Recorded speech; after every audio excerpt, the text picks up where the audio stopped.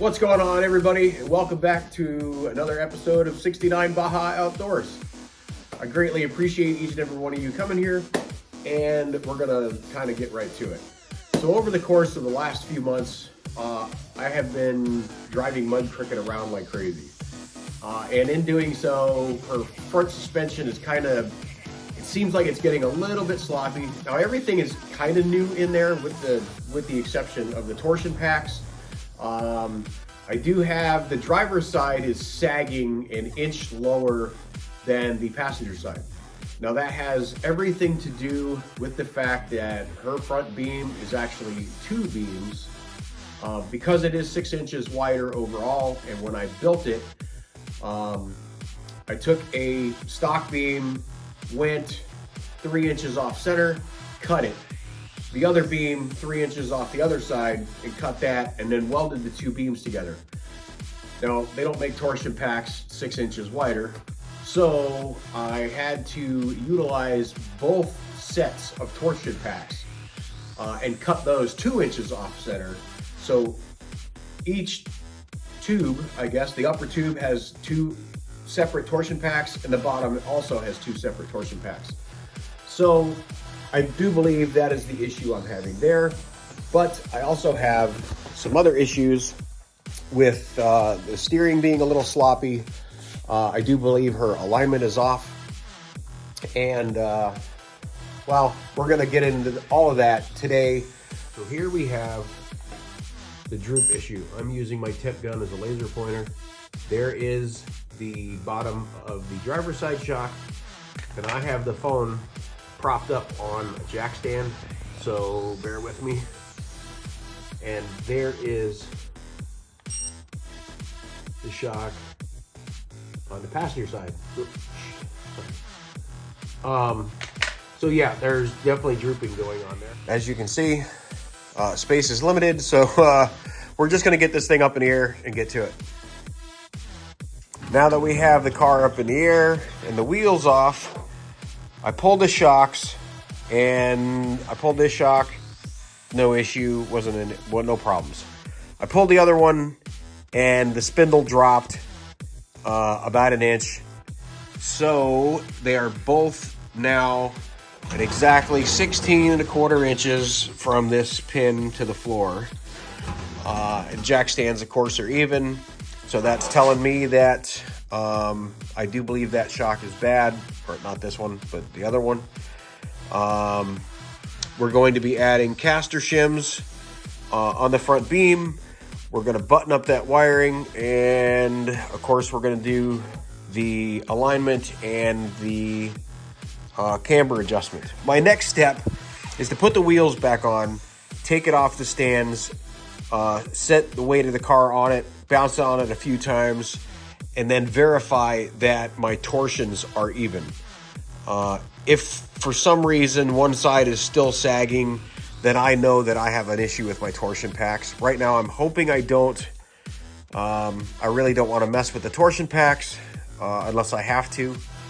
I have my phone propped up on a 2x4 to verify the same height, through the camera angle anyway.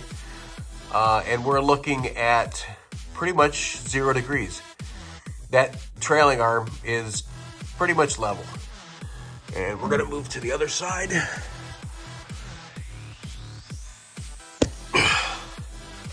That's definitely not level.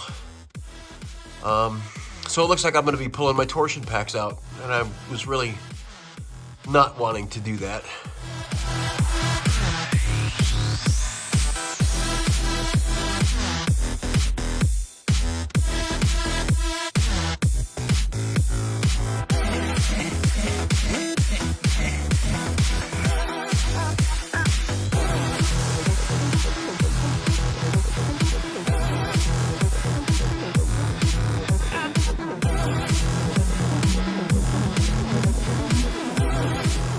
We had a little issue switching the springs over. The torsions on one side don't line up with the grub screw holes on the other. I guess I could cut new ones, but I'd rather not do that. And coincidentally, I have another beam that one of my Volkswagen group members gave me. And we're gonna, hopefully, we're gonna pull these spring packs out. We're gonna cut them 2 inches off center, and hopefully they line up. We're gonna measure them first, but that's the route we're gonna go. And hopefully these are better springs than the other ones. For anybody that needs to know how a front Volkswagen beam works, this is a ball joint beam, although it's a poor example. It's a series of spring packs, individual springs. I forget exactly how many are in there, but you can see how they come apart. They are a bunch of individual springs, and there's a little cut groove that the grub screw goes into, just like that. That grub screw is actually going to go through the trailing arm. I don't know how that got there. So once that trailing arm is in place, granted, it would be in the other tube, the grub screw goes in and holds that trailing arm where it needs to be. And it's definitely a little stronger than the other one. So while I have the hood off, I wanted to show you guys where the original grub screw mounts are on Mud Cricket's front beam. You can see the weld in the center. And that's what I meant by I measured 3 inches over on one beam, 3 inches over on the other beam. And that is now my center point. Now I did have to move the mounts inboard. So I am missing the plate. If anybody wants to donate one, that would be great. All right, so in order for me to use this spring pack, this torsion pack on Mud Cricket, this is the driver's side, this is the passenger side. I need a driver's side, so I need to measure 2 inches over from center, which is that yellow mark right there. We're gonna take a cutoff wheel and cut this spring pack apart.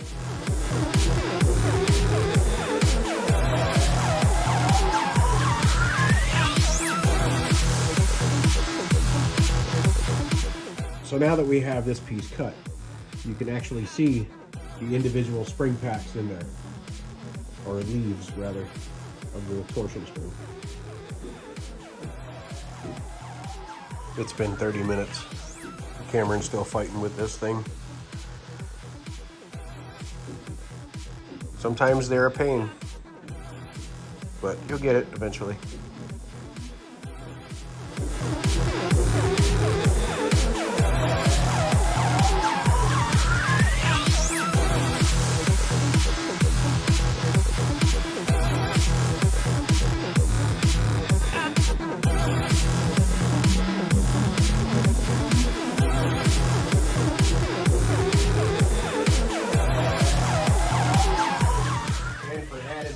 We're going to put a new zip tie on here to make sure that this spring pack is closed tight.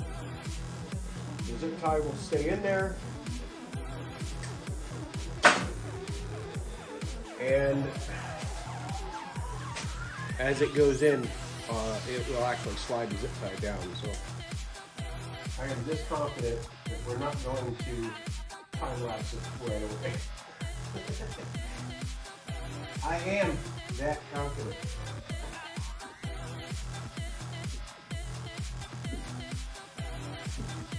Ah. Ow. Damn it, man. Yeah. All right. Oh, that's bullshit. Boom! Called it.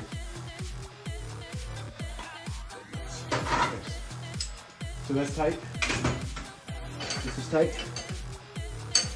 Yes. What are you doing?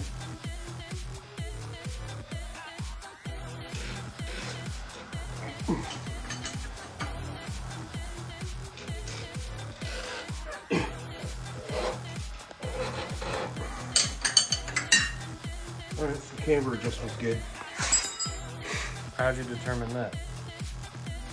Well, so, I mean, there's better ways to do it, but the fact that my hubs are nice and flush, I can just put the angle finder on there, and it's right at 0.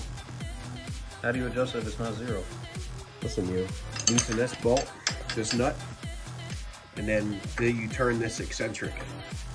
I don't know which way. I'd have to sit there and mess with it, but basically you spin this eccentric and it will move the position of center of the ball joint. So that'll move it in, out, back, forward. Nice.